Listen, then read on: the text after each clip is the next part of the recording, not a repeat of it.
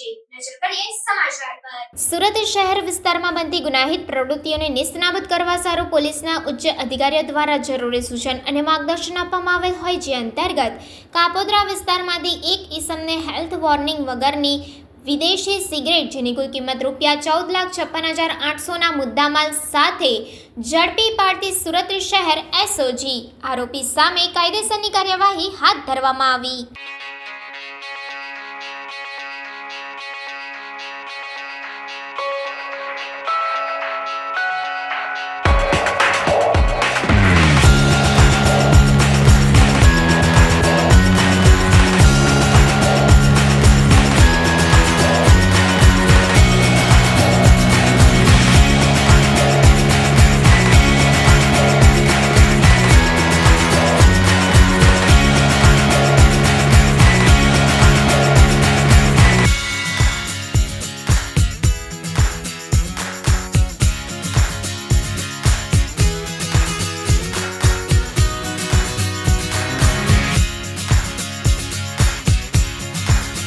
સમાચારોની ઝડપી અપડેટ માટે હમણાં જ સત્ય સ્વરાજ ન્યૂઝ ચેનલને લાઇક, શેર અને સબસ્ક્રાઇબ કરો।